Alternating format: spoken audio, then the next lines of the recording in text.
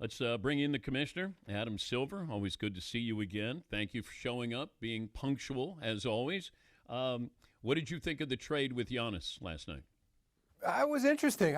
There have been discussions around Giannis getting moved for a while now.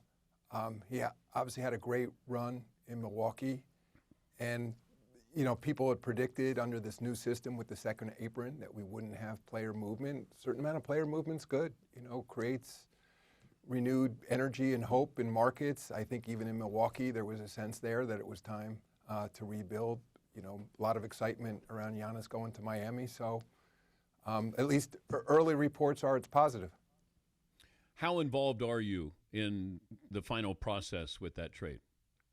Not at all. The only thing that happens from a league office standpoint is there's an official trade call where you have to match up rosters and caps for CBA purposes. There are physicals that get administered, but I think people get confused sometimes as to whether we approve trades, meaning we think it's a good trade. That's not our role. It's only to make sure that the mechanics fit under the CBA.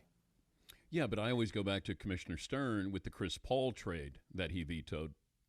Well, that issue always comes up, but you may remember at the time, David was in essence the acting owner of New Orleans.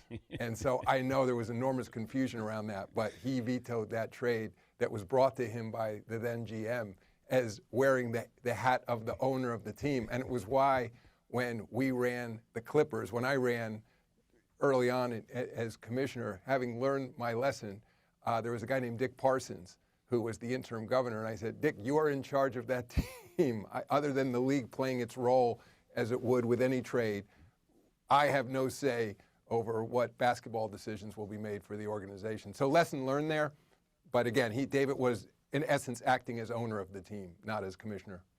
Where do we stand with the Clippers since you mentioned them with, sort of off the court stuff with the owner and Kawhi Leonard?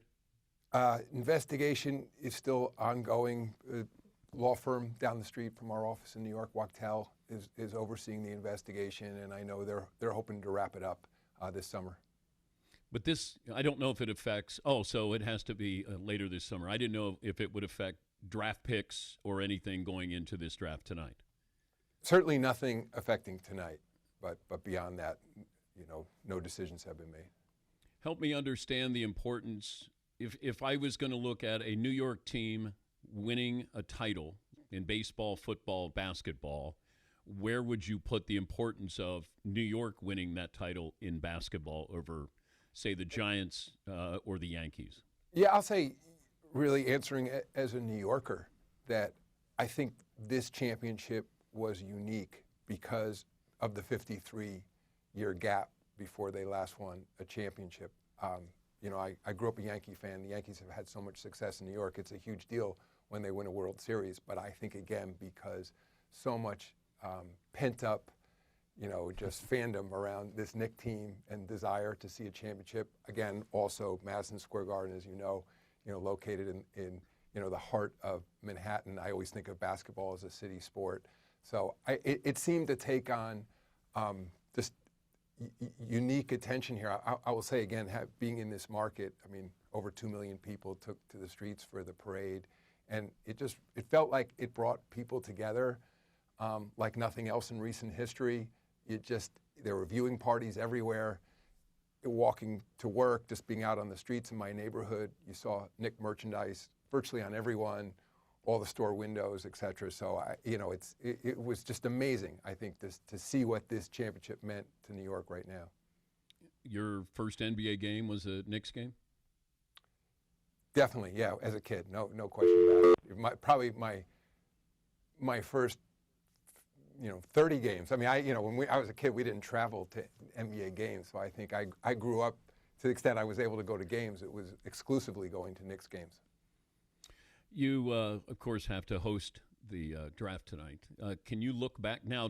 Does everybody get together? Help me understand when you're preparing for announcing these names. How does that work where you need to learn how to pronounce those who might be drafted?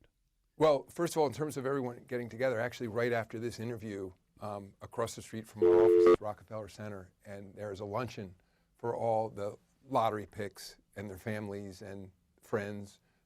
Some of them bring their coaches, high school coaches. It's a really cool event. And Andre Iguodala, head of the Players Association, will speak to them.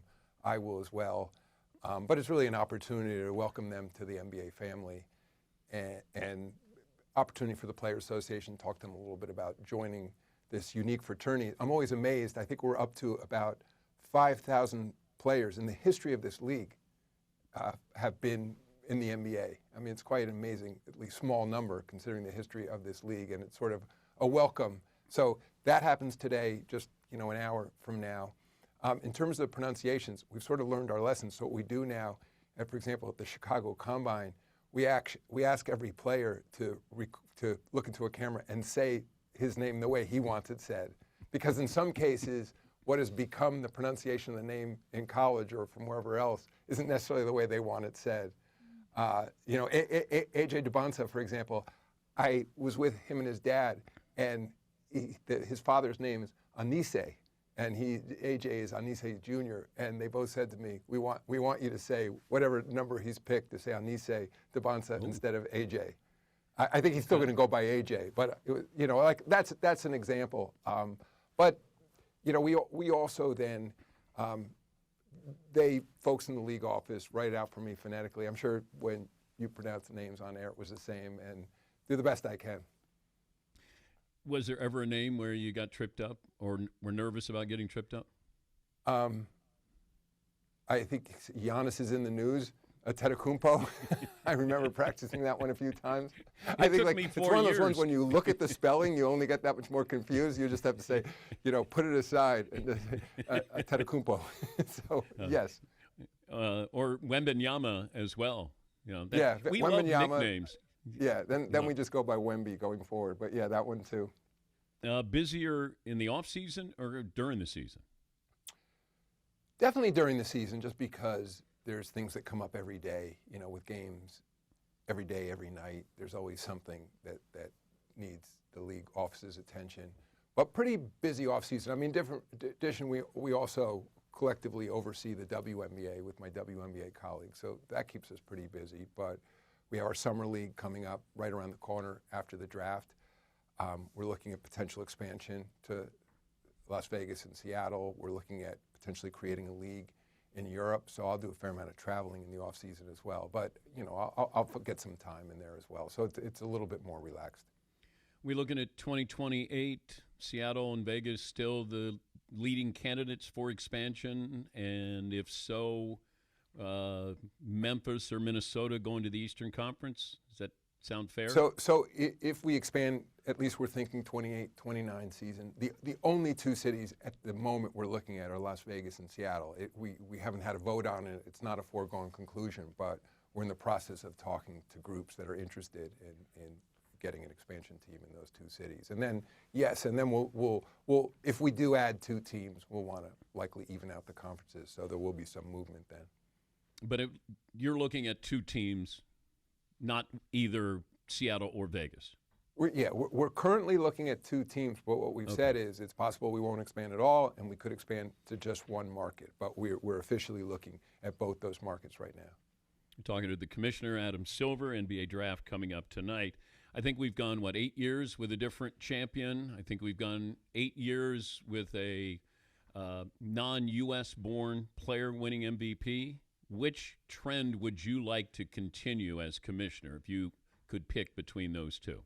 Honestly, neither one. I mean, I think it's interesting that you've had so many international players as MVPs. I mean, we just talked about Giannis. And also, it's interesting on draft night, as a reminder, 15th pick in the draft, not the first pick, not a top 5 pick, but the 15th. So it shows how deep the talent is in this league. And the majority of our players are still American.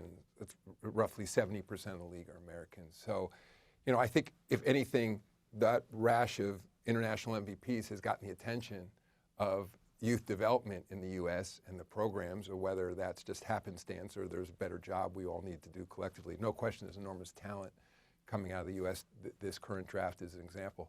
And I think on the 8 different champions in 8 years, that wasn't our goal per se. The goal over time has been, I've said it to be more NFL-like, where you believe your team has a shot. It maybe not every single season, but your view is regardless of the market size, if your team is well managed, if you have a little bit of luck in there, that you have a good chance to be in the playoffs and potentially be the champion. And so I think what we've seen is societal changes. I think that nobody's going to say that Victor Wembanyama in San Antonio can't get global attention because it's a smaller market. I love the fact this year, even San Antonio versus New York, I don't think the storyline was small market versus big market. It was, Wemby versus, Jalen or whatever else. And so I think the players recognize they can have success regardless of where they are. And I also think that the changes we've made in the CBA, it's still a soft cap system, but there's so-called second apron. We want a better distribution of the players, and we're seeing that. But having said that, my goal sitting here isn't to ensure we have yet a 9th different champion next year. I think if there's roughly parity of opportunity and through strong management and great players, teams can repeat, that's great too. I just think that fans want a sense that it's not top-heavy as it was historically in the NBA. Remember, 3 teams won 60% of the championships over the first 65 years of this league.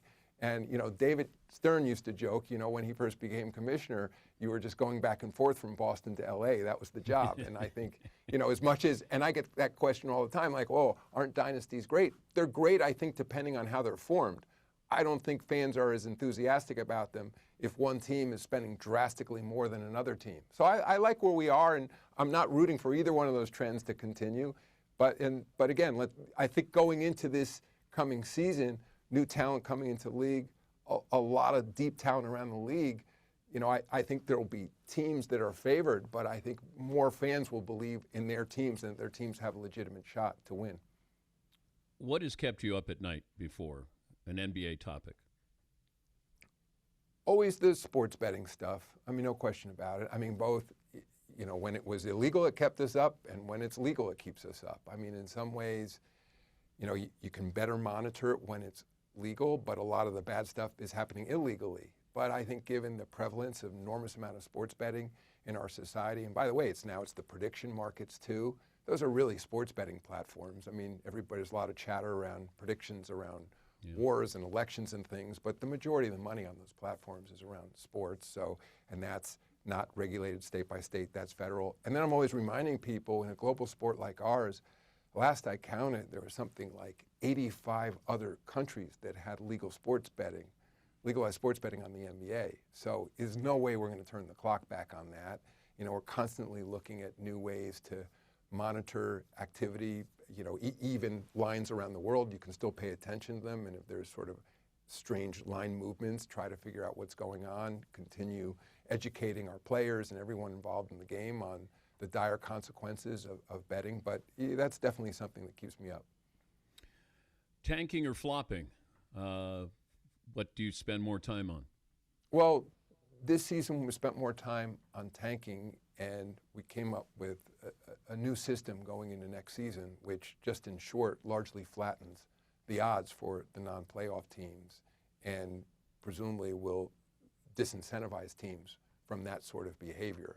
There's no question it got out of hand, and we want the focus to be on winning games, and I think that's what's going to change. It'll be really interesting this next season because we'll be going into a world we've never been in before, where there's essentially no incentive to be at the bottom. In fact, we have a concept we're calling draft relegation. Sort of, your actually odds of getting a top pick go down if you're one of the bottom 3 picks. So, was very focused on that this year. Flopping started to get more attention early rounds of the playoffs this year. That's something we have a competition committee meeting in Las Vegas for 2 days. We'll certainly be spending a lot of time on that. I think that the concept in terms of flopping, historically in the league, for us it was when a player snapped his head back and then you saw on video replay, maybe often after the game, that the other player didn't even touch him, et cetera. Looked like the player was shot out of a rocket, et cetera, and wasn't even touched. As I've said, recently, I think what modern flopping is often more about players trying to sell calls to officials. They're taught that in certain circumstances. So in many cases, it actually is a foul, but you could argue they're overreacting to it. And I think we got to spend time looking at where that line is, where it's just, in some cases, just a non-call.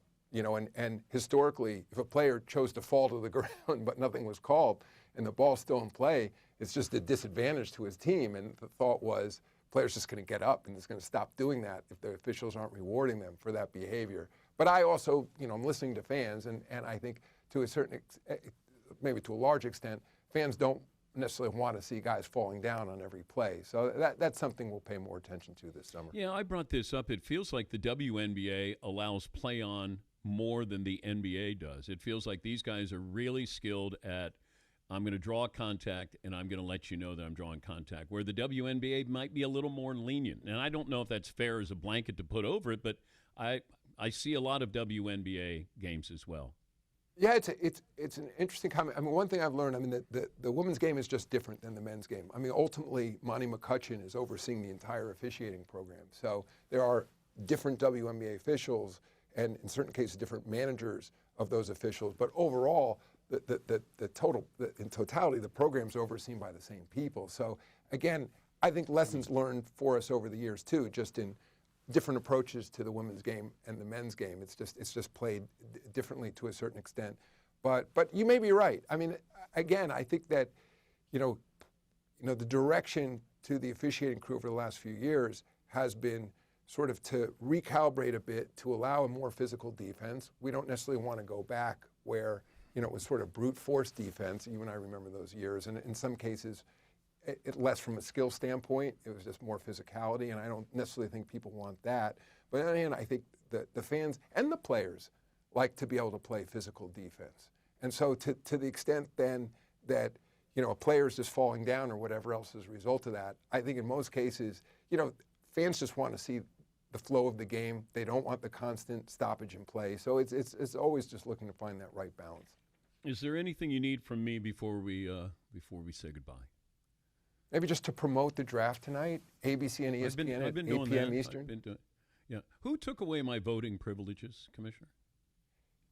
There's a guy named Mike Bass, head of communications. He's off camera right over there.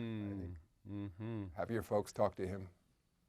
I mean, there aren't many guys like me still hanging around, Commissioner. I didn't know your voting privileges were taken away. Yes, they were. I think when I left him over ESPN, I think when I left ESPN, apparently NBA left me as well. All right, I'm going to look into that one. If David Stern was still around, I'd have my vote. Maybe true. Can you yell at somebody right now? Can you yell at Mike Bass right there? Mike! my media training is such that it say like, don't turn. No, I wouldn't. Thank you. Good to talk to you again, Commissioner. Good to see you, Dan.